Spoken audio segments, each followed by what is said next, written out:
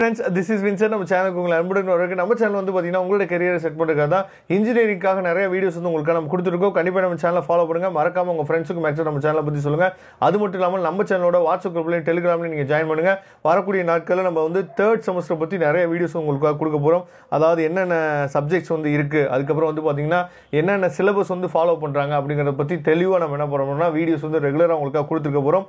அதனால தான் செப்பரேட்டா நம்ம வந்து இன்ஜினியரிங் கிங் அப்படிங்கிற சேனல் வந்து ஆரம்பிச்சிக்கிறதுக்கு காரணமே வந்து பாத்தீங்கன்னா செப்பரேட்டா இன்ஜினியரிங்காக நம்ம இந்த சேனல் வந்து கொண்டு போகணும் அப்படிங்கிற காரணத்துக்காக தான் இந்த சேனல் வந்து ஆரம்பிச்சிருக்கோம். அதே மாதிரி சேம் வே நம்ம என்ன பண்ண போறோம்னா கேம்பஸ் இன்டர்வியூக்கு நீங்க இப்பயே என்னெல்லாம் ரெடி பண்ணலாம், சரியா?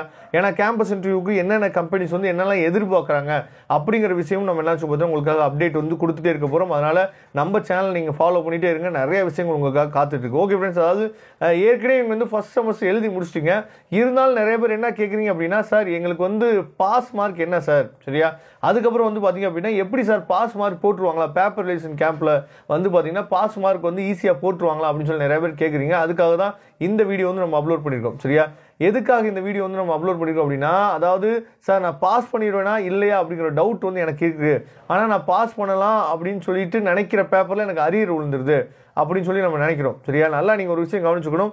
யாருமே உங்கள் பேப்பர் வந்து எடுக்கும் போது இந்த பேப்பர் வந்து நம்ம கண்டிப்பாக என்ன பார்த்தீங்கன்னா ஃபெயில் ஆக்கணும் அப்படின்னு சொல்லிட்டு எந்த ஸ்டாஃபுமே நினைக்க போகிறது கிடையாது, சரியா? ஏன்னா அந்த ஸ்டாஃபுக்கு நீங்கள் யாரும் தெரியாது, உங்கள் காலேஜ் என்ன எங்கே இருக்குது ஏது இருக்குது அப்படின்னு எதுவுமே தெரியாது, எந்த இன்ஃபார்மும் கிடையாது. அப்போ உங்கள் பேப்பர் மட்டும் தான் என்ன பண்ண போகுதுன்னு சொல்லி பார்த்தீங்கன்னா அவங்க கூட பேச போகுது, சரியா?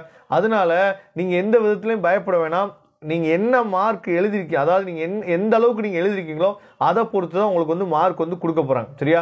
அதனால் அதை நினச்சி நீங்கள் வந்து ஒரி பண்ணிக்க வேணாம். அடுத்தடுத்து நம்ம என்னாச்சு பார்த்தா போயிட்டே இருக்கணும். ஏன்னா நான் வந்து ஃபெயில் ஆயிடுவே நினச்ச பேப்பர் நம்ம என்ன பாஸ் பண்ணியிருப்போம். ஏன்னா அந்த பேப்பர் ப்ரெசன்டேஷனை பற்றி நம்ம என்னாச்சு பார்த்தா வீடியோஸ் வந்து போட்டிருந்தோம், சரியா? அந்த பேப்பர் ப்ரெசன்டேஷன் வீடியோ போட்டப்போ இவர் என்ன சும்மா வீடியோ போட்டே இருக்காரு, வியூஸ்க்காக வீடியோ போறாரு அப்படின்னு சொல்லி நெகட்டிவ் கமெண்ட் தான் வந்துச்சு. ஆனால் அந்த வீடியோவை ஃபுல்லாக கேட்ட பசங்க நிறைய பேர் வந்து பார்த்தீங்கன்னா தேங்க்யூ சார், புதுமையான இன்ஃபர்மேஷனாக இருக்குது. நான் இதை வந்து எதுக்காக நான் சொல்லியிருந்தேன் அப்படின்னா தமிழ் பேப்பர் ப்ரெசன்டேஷனுக்காக சொல்லியிருந்தோம். எதுக்காக அந்த வீடியோ வந்து நம்ம சொல்லியிருந்தோம் அப்படின்னு சொல்லி பார்த்தீங்கன்னா ரொம்ப முக்கியமான விஷயம், சரியா? என்ன அப்படின்னா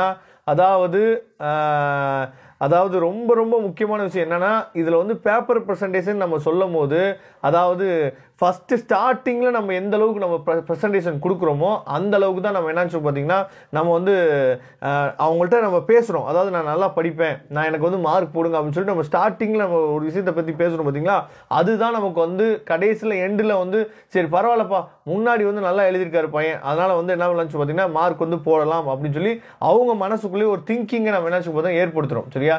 இதற்காக தான் நம்ம என்ன சொல்லி பார்த்தீங்கன்னா பேப்பர் பர்சன்டேஜ் வந்து ரொம்ப முக்கியம். தெரிஞ்ச கொஸ்டினை எழுதுங்கன்னு சொல்றதுக்கு காரணம் வந்து இந்த ஒரு விஷயம் தான். அது மட்டும் இல்லாமல் எவ்வளவு மார்க் எடுக்கணும் அப்படிங்கிறது நல்லாவே தெரியும், சரியா? நம்ம வந்து 100க்கு எழுதுறோம், 100க்கு வந்து நம்ம 45 மார்க் நம்ம எடுக்கணும், சரியா?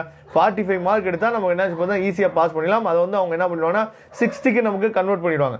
40 மார்க் வந்து நமக்கு காலேஜ்ல இருந்து இன்டர்னல் மார்க் போடுவாங்க. இது ரெண்டையும் ஆட் பண்ணி நம்ம வந்து 100க்கு எவ்வளோ அப்படின்னு சொல்லிட்டு நமக்கு ஓவரால் மார்க் வந்து நமக்கு கிடைக்க போகுது, சரியா?